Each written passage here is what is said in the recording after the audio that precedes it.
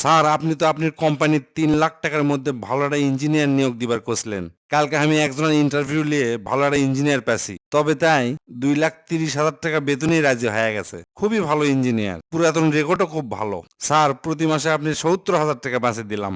শোনেন বদনা সাহেব, আপনি একটা কথা কই, আপনি আমার 70,000 টাকা বাঁচাননি, আপনি আমার কোটি কোটি টাকা লস করছেন।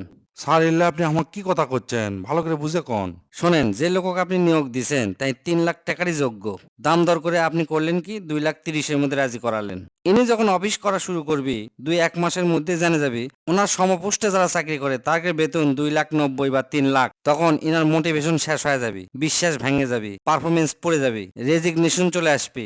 লাস্টে হবে কি, কোম্পানি শূন্যতে চলে যাবে। আবার নতুন ভ্যাকান্সি, নতুন রিক্রুটমেন্ট সাইকেল, অনবোর্ডিং খরচ, সময় ও প্রোডাক্টিভিটি অপচয়। তাহলে কি দাঁড়ালো, ট্যালেন্টেড প্রফেশনালকে আন্ডার পে করা কোনো সেভিংস লয়, এটা শুধু খরচকে দেরি করায়। সেজন্য ইনাদেরকে কম বেতন দিতে হয় না। 70,000 টাকা বাঁচাবার যায়া ওনার মাধ্যমে যদি আমরা 20 লাখ টাকা ইনকাম করি, সেখানে উনি 10 লাখ টাকার কাজ করবে, তাহলে লসটা কার হলো বলেন? সরি স্যার, কালকে ওনার বেতন 3 লাখ টাকা করে দেবো।